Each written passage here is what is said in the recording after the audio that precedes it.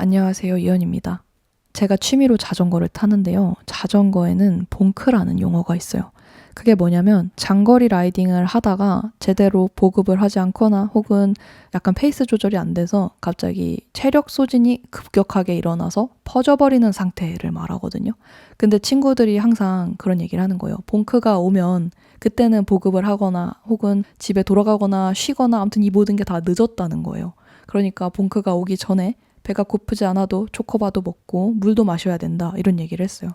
근데 저는 이게 비단 자전거 얘기 같진 않더라고요.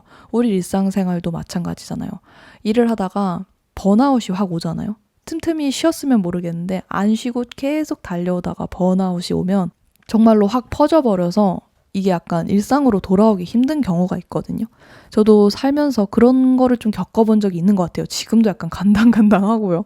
그래서 저는 딱 그런 생각이 들더라고요. 정말 자전거 봉크처럼 배가 고프지 않아도 보급을 하고 쉬어주고 이런 게 중요하구나. 그리고 우리가 지치는 것도 마찬가지구나. 우리가 약해서 지친 게 아니라 제때제때 쉬거나 보급을 못 해줘서 그렇구나 라는 생각이 들었어요. 그래서 이 영상의 제목이 쉴 때 죄책감 느끼는 분들에게 하는 이야기인데요.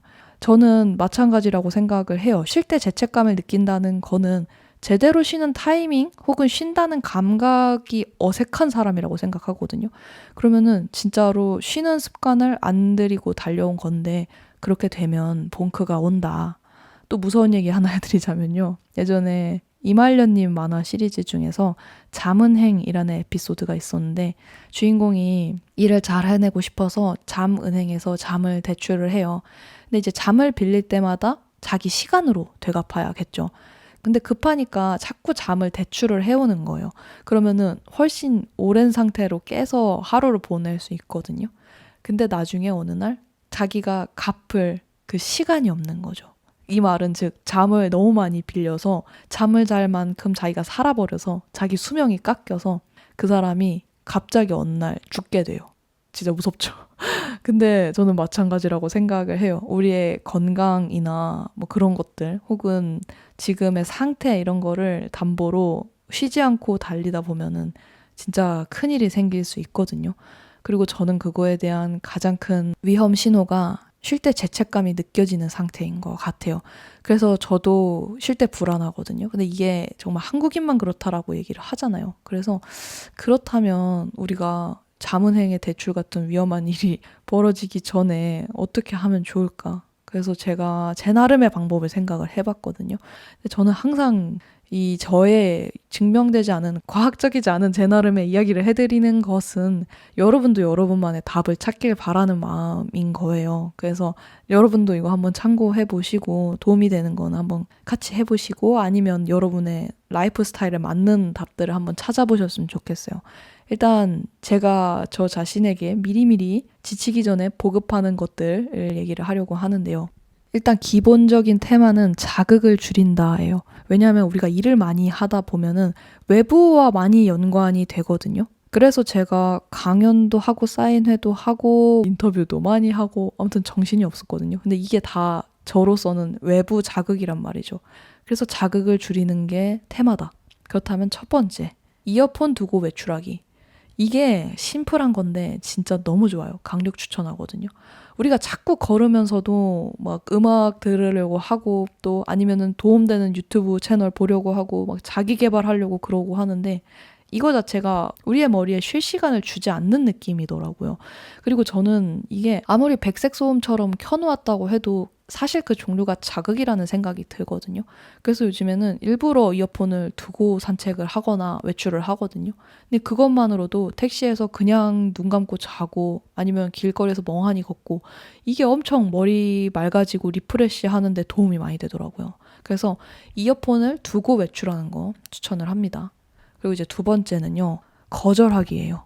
외부 일정을 최소화하는 건데요. 혼자서 보내는 시간을 늘리기로 했어요.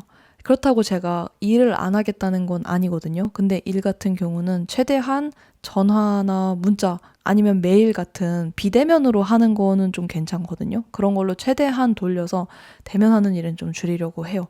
누군가는 저는 회사 다니는데 어떡해요? 이러겠지만 그렇다면 또 거기에 맞는 상황법을 개발을 해야겠죠. 아무튼 제 사례를 얘기를 한 건데 저는 외부 만남 약속을 최소화하기로 했다라는 겁니다. 특히 저 같은 프리랜서들이 일 조절이 안 되거든요. 근데 일 조절이 안 될 때의 특단의 조치는 벌기로 한 돈을 좀 줄이는 겁니다. 이게 뭔가 물 들어올 때 노져야 된다 이런 생각, 그 말 자체를 좀 잘못 만들었어. 그것 때문에 노력을 과도하게 하는 경우가 많거든요. 물이 계속 들어올 수도 있단 말이에요. 그러다가 정말 죽으면 어떡해, 봉크 오면 어떡해. 그래서 물이 들어와도 이 정도 물이 적정선입니다. 물도 너무 많이 들어오면 홍수 나거든요. 그거 조절하는 게 중요하다. 그러려면 거절을 잘해야 된다라는 거고요. 그리고 세 번째, 집밥 해먹기입니다. 제가 이걸 정말 많이 강조하는 게 마음속에 여유가 없을 때 제가 가장 먼저 하는 게 음식 사 먹는 거거든요. 그리고 음식을 사 먹다 보면 집에 있는 냉장고가 썩어요. 그러다 보면은 냉장고 안에 썩은 음식이 있기 때문에 냉장고를 열지 않게 되고 그러면은 그게 겁이 나서 자꾸 새 음식도 안 사고 바깥 음식을 먹게 되고 그 바깥 음식을 먹으면 아시겠지만 조미료도 있고 또 몸에 해롭고 자극적인 맛이 많기 때문에 성격이 좀 이상해지거든요. 이건 정말 사실이에요. 바깥 음식 많이 먹어서 몸이 그렇게 좋을 수가 없어요. 왜냐? 저는 바깥 음식 많이 먹어본 사람이라서 잘 알아요. 그리고 이게 건강을 엄청 망치거든요. 그래서 저는 이왕이면 집에서 매일 재료만 바꿔서 하는 파스타를 먹는 게 더 낫다라는 얘기를 하고 싶고요. 저희 엄마는 이런 얘기도 하더라고요. 아무래도 집밥이 더 맛있지 않다 보니까 집밥을 먹으면 다이어트 효과도 있다고. 근데 이거 진짜 맞는 말인 것 같아요. 제가 최근에 해먹은 파스타 중에서는 성시경님 유튜브에 나오는 브리치즈 파스타 그거 맛있고요. 이탈리아에 사는 김밀란님 채널도 좋습니다. 그리고 네 번째, 핸드폰 멀리하기. 제가 한번 행사를 갔다가 핸드폰을 분실한 적이 있거든요. 근데 약간 웃음이 나오는 거예요. 오히려 좋아. 약간 이 생각이 드는 거예요. 그래서 뭘까? 나 왜 이렇게 기분이 좋을까 생각을 했더니 핸드폰이 없으니까 강제적으로 연락을 안 하잖아요. 그러니까 이게 너무 저한테 큰 해방감을 주는 거예요. 그래서 제가 이 해방감을 기억을 하고 물론 핸드폰은 잘 찾았습니다만 이 해방감을 다시 재현하기 위해서 집에 있으면서도 그냥 핸드폰을 꺼두거든요. 근데 이게 너무 괜찮더라고요. 그래서 제가 이걸 친구한테 얘기하니까 친구가 그런 얘기를 했어요. 어떤 사람은 핸드폰을 없애고 그냥 집에 전화기를 두고 그걸로 연락을 한다는 거예요.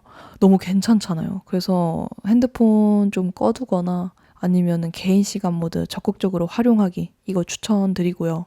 다섯 번째, 사람이 아닌 것들만 만나기입니다.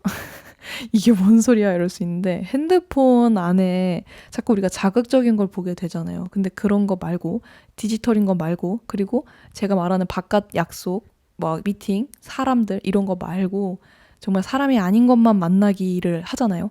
그러면은 몸과 마음의 디톡스가 진짜 많이 돼요. 그렇다고 제가 완전히 혼자 방에 그냥 가만히 있어라 이 얘기를 하는 게 아니라 평소에 사람 만났던 시간에 자연을 만난다거나 아니면 평소에 유튜브 봤던 시간에 책을 읽는 거죠. 그럼 무슨 자연이에요, 책이에요 이러겠지만 자연이랑 책이 또 하다 보면 그렇게 흥미롭습니다. 이거를 해봐야지 알아요. 그래서 저는 요즘에 사람한테 약간 좀 환멸도 많이 느끼고 약간 대인기피증도 생긴 것 같아요. 사람을 너무 많이 만나서. 근데 책 속에 있는 사람을 만나는 건 너무 괜찮더라고요. 왜냐하면은 제가 만나고 싶은 사람을 만날 수 있고 덮고 싶으면 덮을 수 있고 호흡을 조절할 수 있잖아요. 그래서 요즘에 책을 진짜 2주 안에 한 4-5권 읽었나? 저 치고는 되게 많이 읽었거든요. 그래서 저는 뭔가 좀 바깥 일에 치이고 사람한테 환멸이 난다 이런 분들에게 책 읽는 거 너무 추천을 드립니다. 그리고 이참에 지루한 책, 어려운 책 도전해보는 것도 좋아요. 보통 이제 지쳐서 약간 늦게까지 막 루틴이 바뀌거나 잠 안 자거나 막 이런 경우도 있는데 이런 지루한 책을 읽으면 잠이 오니까 이런 것도 추천을 합니다. 그리고 이제 6번째, 이거는 제가 요즘에 하는 건데요. 자기 전에 매일 청소해두기입니다. 이게 사람마다 다를 텐데 저는 더러운 방을 보면 기분도 덩달아 더러워지더라고요. 그래서 매일 자기 전에 청소를 하거든요. 청소를 했을 때 딱 살펴보는 곳이 3곳이 있어요. 제 방 책상이랑 그리고 싱크대에 설거지 쌓여 있는지 그리고 옷방에 널브러진 옷 없는지 이런 거를 살펴보거든요. 그거를 딱 청소를 해두고 자면 너무 좋아요. 아침마다 새로운 하루가 시작되는 느낌? 그래서 이거 평상시에 기분 관리에 좋더라고요. 그리고 건강한 습관인 것 같으니까 이것도 추천을 하고요. 그리고 이제 7번째, 좀 잉여 같은 스스로를 봐주는 겁니다. 이거 굳이 제가 순서에 넣은 게 이걸 봐줘야겠다라고 의식하지 않으면 봐주지 않거든요. 나 너무 잉여 같아. 나 너무 지금 나태한 것 같아. 내가 쉬어도 될까? 이렇게 열심히 일할 때는 멋진데 지금 일할 땐 너무 쓰레기 같잖아. 약간 그 생각을 해요. 근데 아시잖아요. 원래 쉰다는 게 그렇게 멋진 모양이 아니거든요. 근데 24시간 자꾸 멋지려고 하다 보니까 저는 지치는 거라고 생각을 해요. 그래서 쉴 때만큼은 스스로를 다그치지 말기. 우리가 쉬고 있을 때 부모님이 다그치면 너무 서럽잖아요. 근데 저는 그게 자기 자신도 마찬가지라고 생각하거든요. 우리가 쉬고 있을 때, 야, 너 왜 이렇게 게으르냐? 라고 얘기하면 내면 깊은 곳에선 사실 슬플 거예요. 나는 그럼 쉴 수도 없는 사람인가? 그러니까 쉴 때 꼭 잘 쉬어야 되고 그런 스스로를 어여삐 봐줘라. 내가 얼마나 노력했는지는 내가 제일 잘 알잖아요. 근데 죄책감이 몰려온다. 그러면 이제 쉬는 게 익숙하지 않다는 거고요. 아, 내가 진짜 일을 안 했는데 쉬어도 되냐?